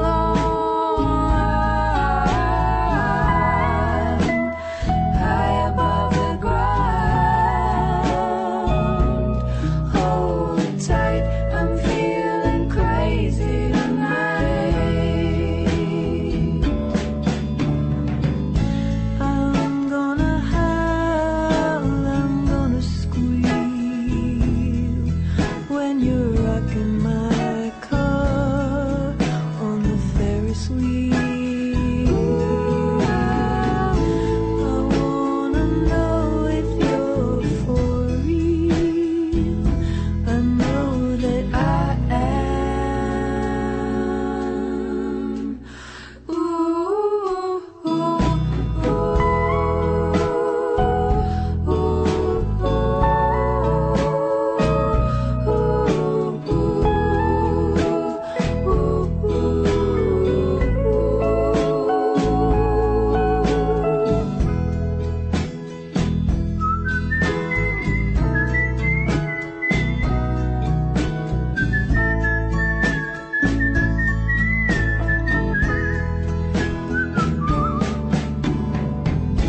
I'm gonna howl, I'm gonna squeal when you're rocking my car on the Ferris wheel. I wanna know if you're for real. I know that I am. Ooh, take me up where the night lights burn. There's something hard that I need to learn. I'm traveling around, hold tight, I'm feeling crazy tonight.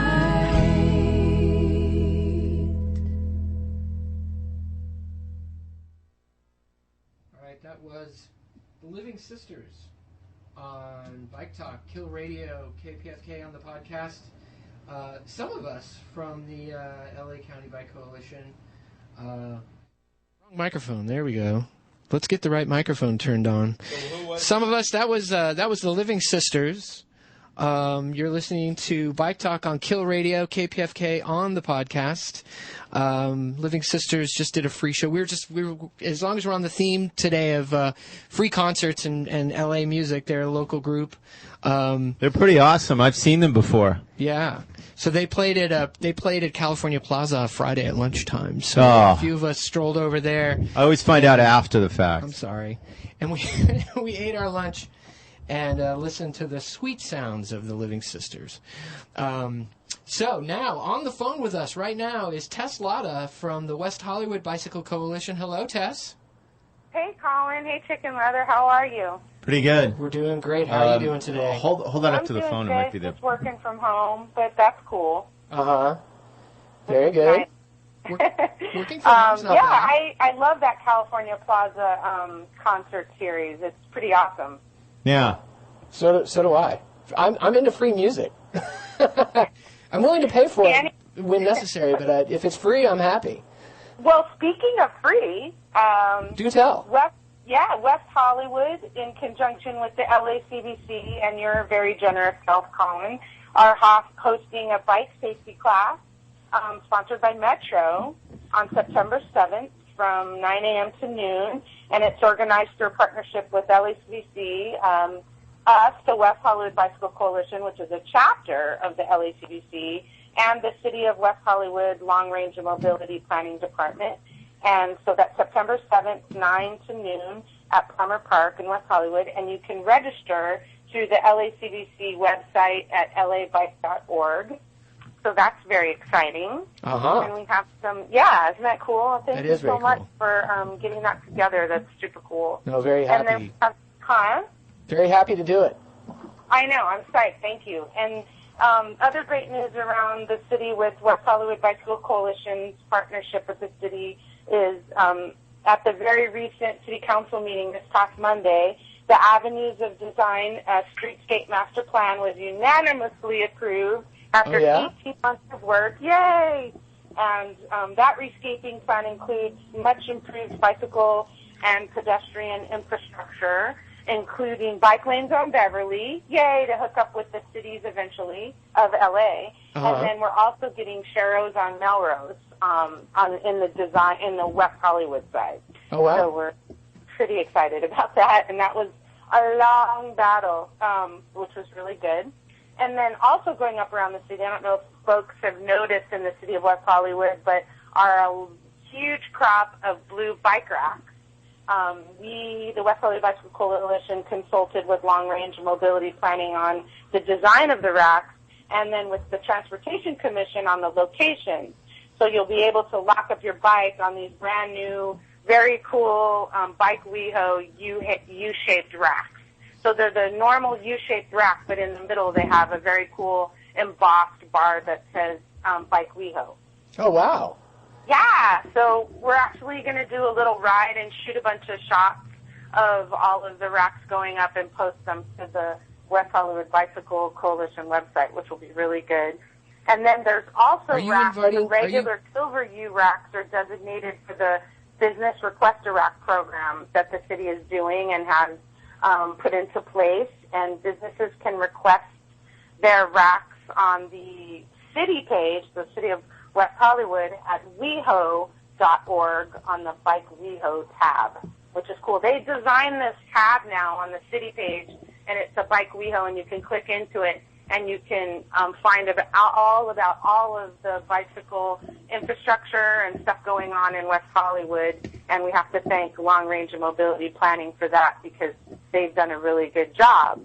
And part of that is because they're updating the bicycle and pedestrian mobility plan in West Hollywood, and they've done a series of interactive outreach opportunities that we've partnered with them on, and they've created a very cool site through that Bike WeHo page on the city's website. So again, weho.org is the place to go for that with the City of West Hollywood. And, you know, we're always very thankful of our partnership with the City of West Hollywood, especially with Walter Davis of the Transportation Commission, Melissa Antol, Georgia Sheridan, Chris Parejo of Long Range and Mobility Planning, who are really dedicated to improving West Hollywood for everybody and active transportation, which is great. So we're super psyched about that. And then one last thing we have in WeHo is the West Hollywood Bicycle Coalition is getting ready to launch our bicycle-friendly business campaign, and the brochures are going up very soon for that, and we're going to offer consulting services. So we're really happy. So that's this West Hollywood bicycle-friendly business campaign. This is a campaign that the city is launching, or this is something the WeHo Bike Coalition is launching, or is it a partnership? The first phase, it's originating with the West Hollywood Bicycle Coalition, and we are eventually going to develop some ways to partner with the city. That's something we have slated as the launch kind of goes on, as the program goes on. But the first part of it is we're creating brochures with images of cyclists in West Hollywood, and we're informing businesses through the brochures how to do a basic bike-friendly business, and how that, with statistics of the increase that we've seen in other cities when folks do things like request bike racks in front of their businesses, offer a bike pump and things like that. And then from there, we're going to do a little Adopt a Block campaign. And so the West Hollywood Bicycle Coalition is going to literally, the members, our working crew is going to adopt a block, and we're going to literally go to those businesses, meet and greet, hand them the brochures, give them a little bit more of sort of consulting services, and then down the road, if, seeing what happens with that, we're going to try to draw in the city and maybe do some events like a bike fest that's kind of targeted towards a bike-friendly business campaign. There's a lot of ideas, but we just want to start generating some dialogue between our business stakeholders so cyclists can start stopping in West Hollywood rather than sort of using it as a ride-through, because there's so much cool stuff in West Hollywood. And now that the bicycle infrastructure is becoming stronger, there's way more opportunity to ride your bike in West Hollywood and socialize and have fun and go to the businesses there, because we have lots of racks and we're increasing lanes and sharrows on the road. What do you mean? Are you saying that if you don't have a place to lock your bike, that people won't stop? Well, I think that there's been a little bit of the idea in West Hollywood, because it's sort of seen by cyclists as sort of a pass-through city when we've talked to people. And part of the problem is because there's been no ability to lock your bike. It's been a city bereft of bike racks, and it's true. That's true. And I now use that a bus. we've seen these racks going up, even the preliminary silver gear racks, which they're replacing now with the cool Bike Leho ones, we're noticing a lot more cyclists stopping and locking up and hanging out in West Hollywood. And that's the truth. As a cyclist in West Hollywood, I locked up largely to meters. And now we're seeing an increase in people actually stopping to, hang out. So. Got it. Do you have any idea of the approximate number of racks they're installing? Right now, the loose number is 60, but that they've actually slated for locations. But there's an active campaign which we've done through our social networking, and also the Transportation Commission has done it to get people to recommend sites for more racks. So it's an ongoing process that's just started. They just got the new racks and they just started putting them in, and we're already noticing a difference. So one place in particular is in front of this very cool pub called the Surly Goat that cyclists have sort of frequented, including myself and other cyclists I know, and we're always chaining up to the fence. And a rack went in, about a month ago, and I was just up there the other day and saw 3 bikes chained to that bike rack in front of it. So there needs to be at least 1 or 2 more then, right? Yeah, so that's the other thing is in some locations we're sort of re-requesting to put a few more racks in. But the happy news is that the city sees the value of it. They've taken action. They've slated, funding to go for it, and they've created racks, and we're already seeing a response. So that's the cool, great step forward. That sounds great. Now I wanted to back up a little bit, because you talked about the bike and pedestrian mobility plan. That is something that's currently being revised. So that's an ongoing, current process, correct? Yeah, they had one that they built, a pretty good one, but it technically expired. So they put together the Bicycle Task Force, of which I was a member, and we each, and as well as Kevin Burton, who's another co-founder of the West Hollywood Bicycle Coalition, and we each we broke up into groups and took a section of that, and we proposed a bunch of changes. The city took, after a year-long process, and then the city took that proposal, and they went out and they did a vetting process, and they've hired consultants. The consultants are now starting the process of updating the mobility plan, the pedestrian and bicycle mobility plan.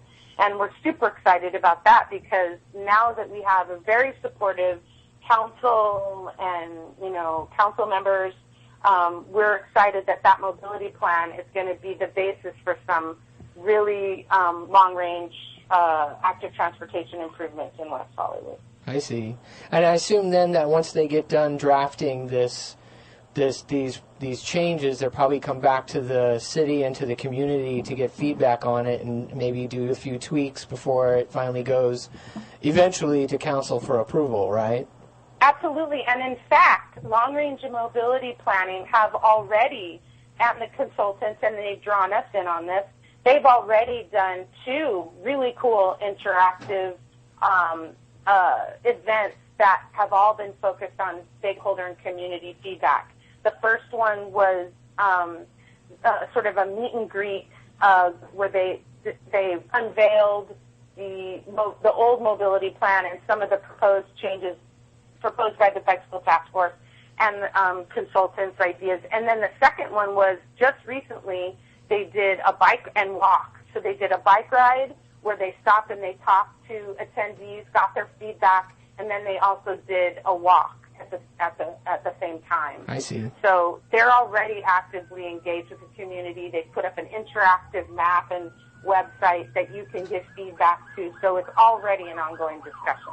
Got it. Okay. And then are there any significant upcoming events or milestones or meetings that people maybe should know about as part of this process? Or if not, is there sort of an anticipated date at which we might expect to see something? Not quite yet of an expected date to see something because they've just begun the process, but they are committed to, like I said, this is a pretty new process, and they've already had 2 community opportunities, and there's going to be more down the road very soon. I know that they want to try to do another one before the end of the year and bring us in on it to get folks involved. But for now, you can always go to either our website, which is wehobike.org. That's the West Hollywood Bicycle Coalition website. And you can go to the city website, which is weho.org, and look on the Bike WeHo tab. And there are tons of links there that will give you information. But we're always putting stuff out on eBlast, on our Facebook page. So they're really committed to this, and I'm pretty impressed by the way that long-range and mobility planning, especially the department, has just jumped in. So. Got it. Well, that sounds good. So basically, sometime between now and the end of the year, stay tuned. Keep an eye out for future announcements for more of this community process, essentially. That's right, because they're super committed to community feedback, and they've, like I said, have already established a few ways you can do it with 2 in-person ones that they just had, and then the website, which is, really, really want your feedback. And there is a place, if you go to www.walkbikeweho.com, that's the sort of hub to share and express your ideas for this project, for anyone to express their ideas, concerns, anything they have. That's www.walkbikeweho.com. That is generated by the city and Long Range and Mobility Planning. And again, you can find that again at the city's website at weho.org as well. And you can find those links on our website at wehobike.org. So we're really excited. The city is just really, really seeing the light, and because of some very enlightened folks in departments and some dedicated council people to, figuring out how to improve, West Hollywood, especially Mayor Abby Land. So it's been a good thing. Terrific. And then I wanted to also go back to the very first item you mentioned to make sure I understand. You mentioned at the beginning of your checklist a unanimous approval of another plan, and I'm trying to understand what that distinction is against this general mobility plan. Okay. Maybe you could explain that a little bit, just in case anybody else is confused like me. Yeah. So what's happening is the city of West Hollywood is focusing on certain areas of sort of rescaping and design to create a more pedestrian and bicycle and car and just sort of look at their areas and sort of reassess and see improvements. One of them was the La Brea Streetscape Project. And the one that they've been focusing on throughout the last 18 months is the Avenues of Design, which is like the Robertson, Melrose, that area around the Pacific Design Center. Okay. Okay. So what they've been doing, long-range mobility planning, they amassed a group of sort of consultants, kind of like the Bicycle Task Force, of concerned stakeholders from, folks that use the area, business people, just a group of community folks to suggest improvements that would end up being the Avenues of Design Streetscape Master Plan. So we were involved in this. They brought us in way back, and we sat in on several meetings to give our feedback on bicycle infrastructure. And so over this 18-month period, these folks have developed suggestions and proposals to go into this master plan, the Streetscape Master Plan. Uh-huh. So there was a series of community feedback opportunities, one of which was this very cool outdoor, like a little festival that Long Range Mobility Plan designed. And in that, you were able to look at all of the potential plans and literally write down feedback right next to those plans. They had a beautiful display in one of the empty retail spaces along Melrose across the street from the Pacific Design Center. And you were able to go in and converse with Transportation Commission, Long Range Mobility Planning, and have some snacks and get a bunch of information and literally write your feedback down on the blueprint, the proposed plan. And then we were there tabling, as well as other folks were there in West Hollywood being represented. So that was the big opportunity for folks to kind of look at the sort of almost final version and give your feedback. They went back to the drawing board and they hammered out, based on that community feedback, the plan. And they've been advertising the sort of finished plan before they took it to City Council so they could continue to refine it. They actually went back to that they were scheduled to go to Council like a month or so ago. They went back to the drawing board, revamped even more pedestrian access, and then presented it to City Council on Monday, which was unanimously approved. And we're really happy with it because it includes bicycle infrastructure that we worked hard to keep in the plan, and also some even more improved pedestrian access in the plan. So we're excited to see that sort of take shape because that whole area around Melrose, Robertson, it's pretty condensed and very busy. Yeah. And they're looking to, they want to reshape that. So we're excited about the way that they're approaching this because they're approaching sort of each area, as it relates to the whole and, area. Because West Hollywood is pretty small, but, a significant part of Los Angeles for its commerce and everything else. And Sure. I like the way that they're sort of taking these as the whole, looking at what the city of Los Angeles, is doing so they can cooperate with that, as well as looking at the needs of citizens and business and folks in West Hollywood. And so this redesign of avenues is going to be pretty cool. Well, it sounds like you have quite the victory this past Monday, and that's great to hear. Yeah, it was, and we really have to give props to long-range mobility planning because they're really enlightened and about active transportation, and they're dedicated folks to making it work for all users and to making West Hollywood just this is a complete streets moment. So we're happy. Terrific. So is there anything else you'd like to...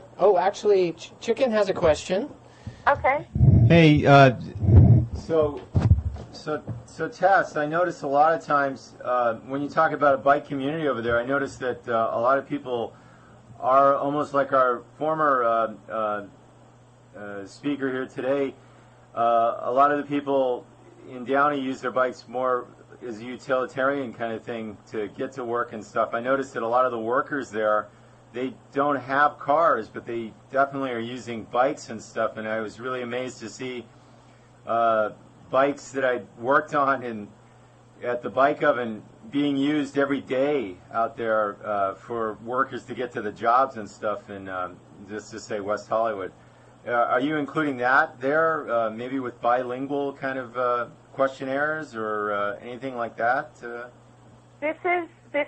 Thank you for bringing that up. This is a place that an issue that the West Hollywood Bicycle Coalition has had a position and issue that one of our foremost issues since this formation of the West Hollywood Bicycle Coalition. We immediately put our mission statement and stuff and had it translated in Spanish.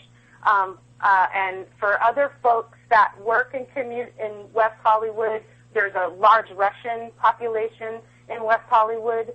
So this is one of our big campaigns, is to begin to introduce the urgency and importance of including bilingual folks and especially our Russian community and our Spanish-speaking community and folks that are bike-reliant for transportation to work and that work in the city. And that's definitely, we hope to get an Operation Firefly, LACBC leg of that in West Hollywood at some point, especially because we do have a strong workforce of stakeholders important in our community. And so, yes, and we had a tremendous pit stop this year. The Bicycle Kitchen came out and volunteered time, and we had a lot of folks stop who do ride sort of refurbished bikes in the city, and they stopped in, and there was a lot of interaction there. And we're really desperately hoping and needing more bilingual and multilingual brochures and things to hand out to begin to invite that conversation and comfort in coming into the conversation. Sounds fantastic. Yeah, big goals. It's a really, it is, I'm sorry, but it is a wealthy city, but it's definitely a diverse city, and there's a lot of folks that need to get their voice in. Agreed. Yeah. Totally agreed. Did you want to say anything? No, I think that's great. I'm just jealous that you're being able to strike Beverly. Every time I mention that to LeBond, you always give me some mathematic formula to say, see, the numbers don't add up. And I'm telling you, but all we want is paint on the road, like a Shero. Yeah. Yeah. Well, what to say? Any advice and help that anyone can give that, you and anyone can give that has had experience with making room for all voices. And I wish, God, I'm a native LA person, and I so wish I had Spanish. I do, but I have very good friends that have helped translate stuff for us, and I wish I could find a Russian, someone who can translate Russian. But any advice and help that anyone can give to making those avenues available for that discussion, we're super psyched to get any help we can.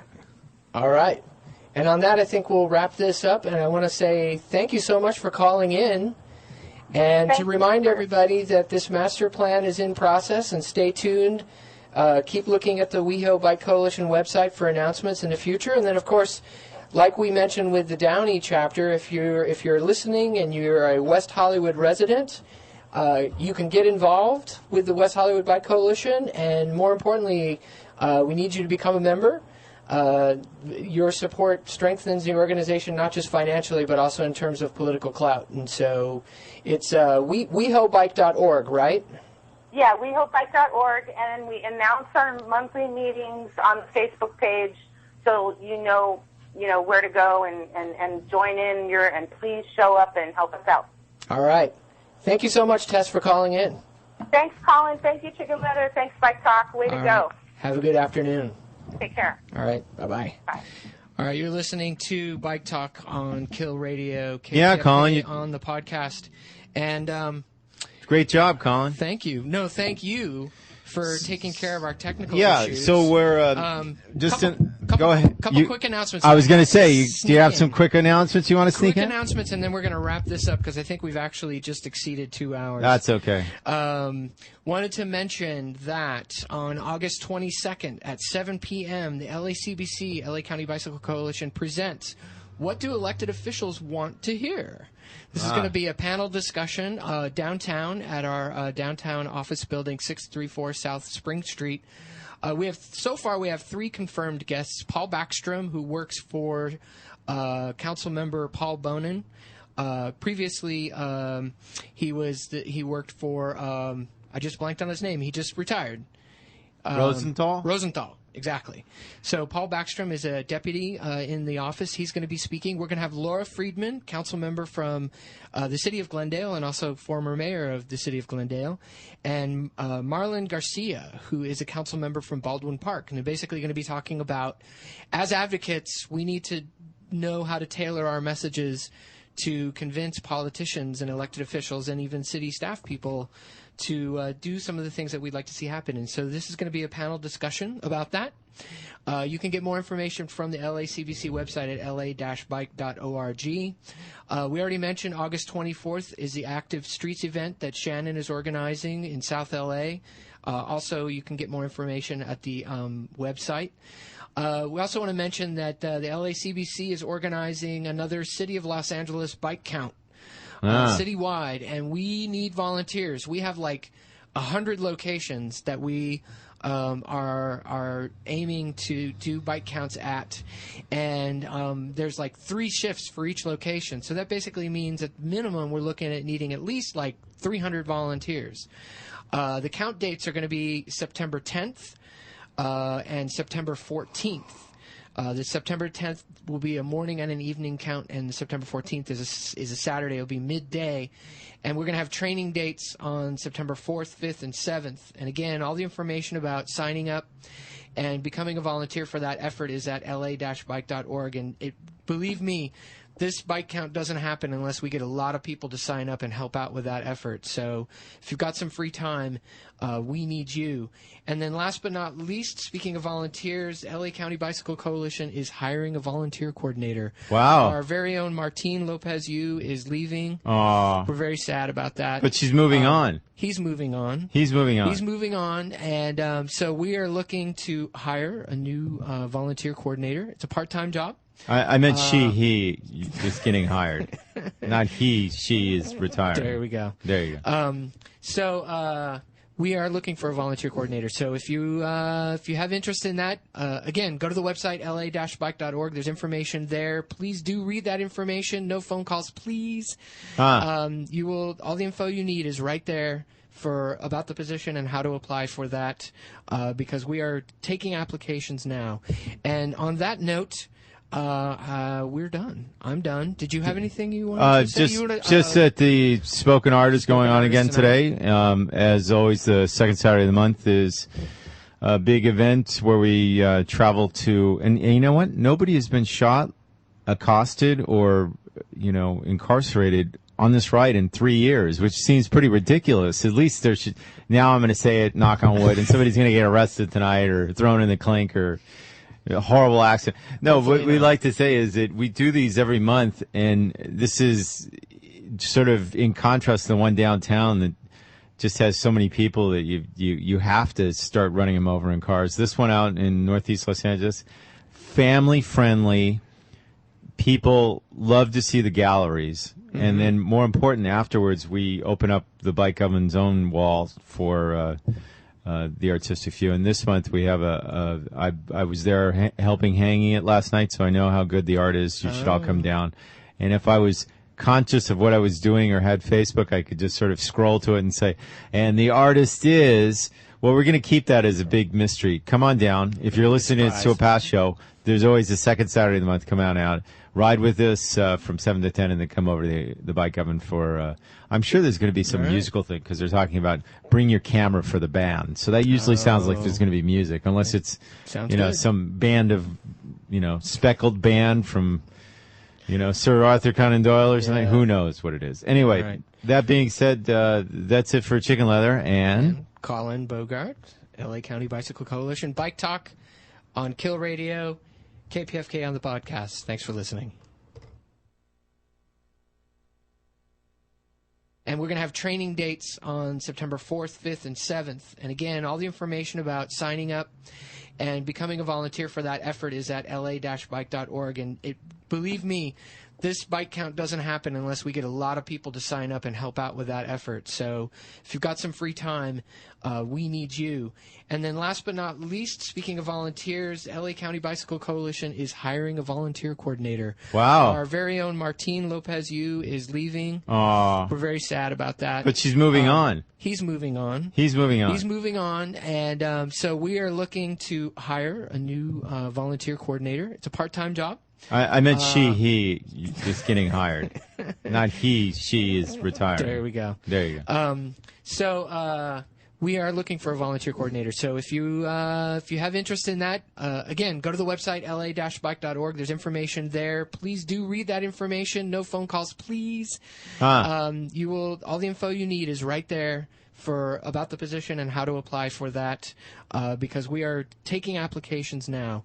And on that note, we're done. I'm done. Did you have anything you wanted to say? Just that the spoken art is going on again today. As always, the second Saturday of the month is a big event where we travel to. And you know what? Nobody has been shot, accosted, or incarcerated on this ride in 3 years, which seems pretty ridiculous. At least there should. Now I'm going to say it, knock on wood, and somebody's going to get arrested tonight or thrown in the clink or. A horrible accident. No, what we like to say is that we do these every month, and this is sort of in contrast to the one downtown that just has so many people that you have to start running them over in cars. This one out in Northeast Los Angeles, family friendly. People love to see the galleries, and then more important, afterwards we open up the Bike Oven's own wall for. The artistic view. And this month we have I was there helping hanging it last night, so I know how good the art is. You should all come down.